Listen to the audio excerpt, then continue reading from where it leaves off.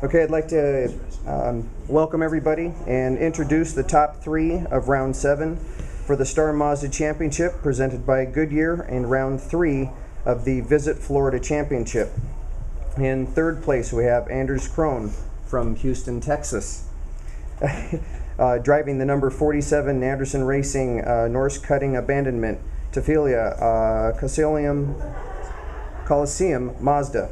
In second place we have Joao Horto from Londrina, Brazil, driving the number 18 Team Apex Wabash Capital Investment Mazda.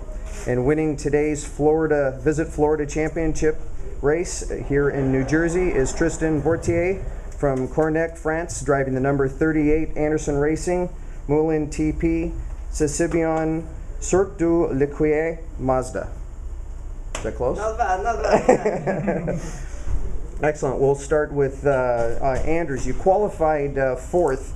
Walk us through the last half of the race. When we got to the about halfway point, it looked like a lot of people that had their gaps developed and established all of a sudden got really quick. Did something happen on the track? Did it get greasy, oily?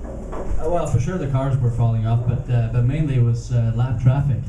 And that bunched all of us together, and I was like, yeah, this is going to be my golden opportunity. And so we got by in the same order. I mean, I was still third after passing those guys, and maintained that position after the safety car until until after we passed the lap cars. And then I was able to get by Connor going into turn 1, ran a bit wide, he got past me again, then I got him on the exit of 2, so it was a hell of a battle there. Can you walk us through that particular pass? We saw that you had set it up about 3 corners beforehand and timing it so that when you got onto the front straightaway, by mid straightaway, you were right in the draft and you had timed it perfectly. He stayed on his line, it didn't look like he deviated, and it was a clean pass, but once you got into 1, tell us what happened. Yeah, I mean, he ran a bit wide in 9, and that just opened the opportunity for me to get just enough draft from him to be able to come up. And I mean, it was a very late braking maneuver from my side, and I definitely overshot the corner. But then he got back on the inside, and then he overshot 2 again, which enabled me to get past going into 3. So it was that was a lot of fun. And then for the next half of the race, I mean, I was pretty stationary in second. Joao was very quick, so I was always watching him. But we managed to maintain a somewhat a good gap. But unfortunately, in the last 2 laps, my car got stuck in 6th gear, and so I was just driving around 6th gear. And on the last lap, I had no answer for Joao, so I had to let him go. And it was unfortunate not to do a 1-2 for Anderson Racing, but still a good day at the office.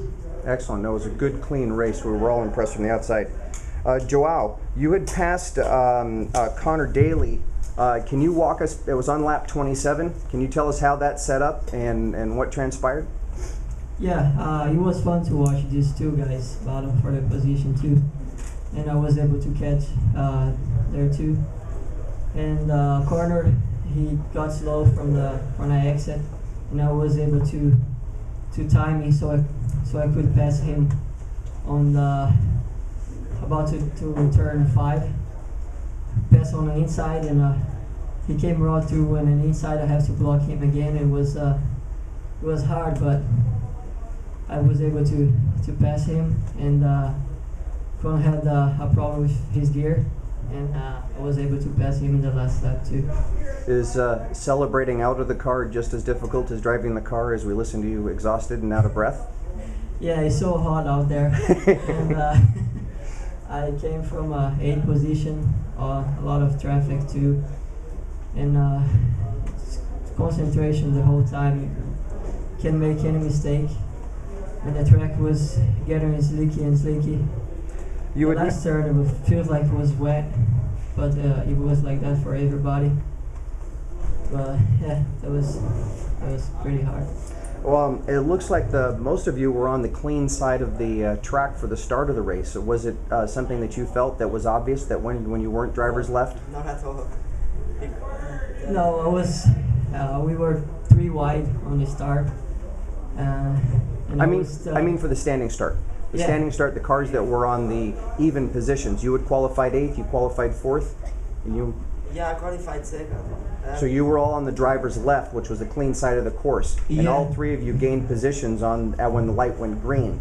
Yeah, I mean, I think it was tough too because there was more grip and it was so hot today that at the start, you know, the rear tires were just gripping too much and going like ball, you know. So I think it was pretty much the same each side, because then you could take an advantage of the having less grip and, you know, then having some wind spin and not stopping the car like ball, you know.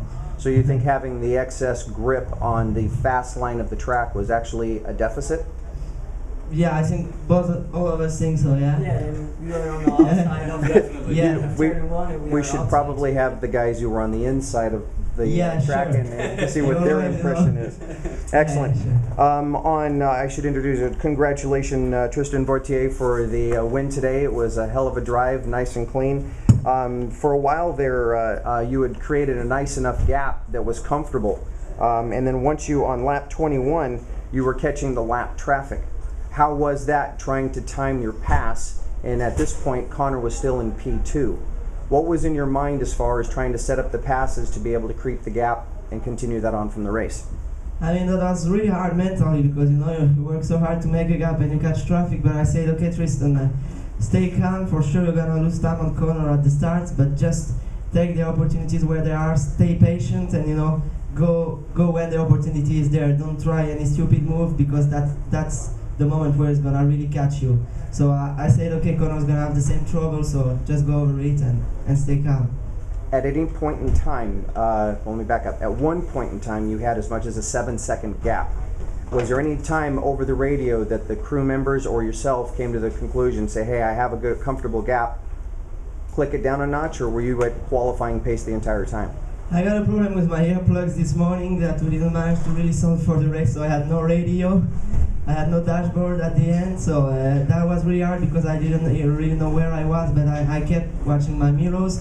I thought Krohn was second, so I was seeing him very far from me, so I said, okay, keep this rhythm.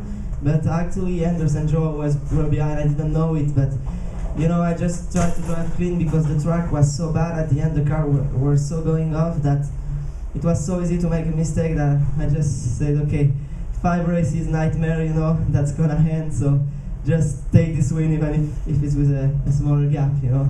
Congratulations. Are there any questions from the floor?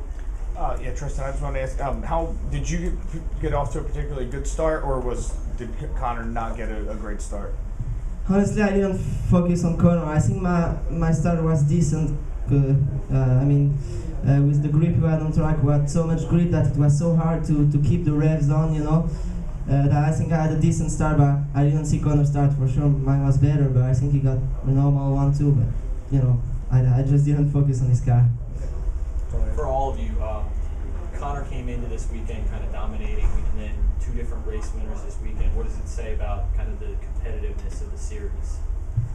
I mean, yesterday Connor and me had some problems, but this means that you never have to forgive, you know. The series are very competitive.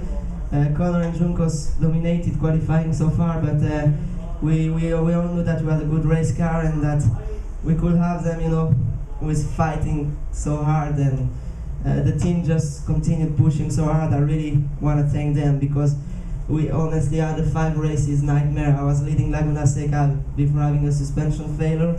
We had so many problems that nobody forgave, and they worked so hard this weekend with the double header weekend, you know.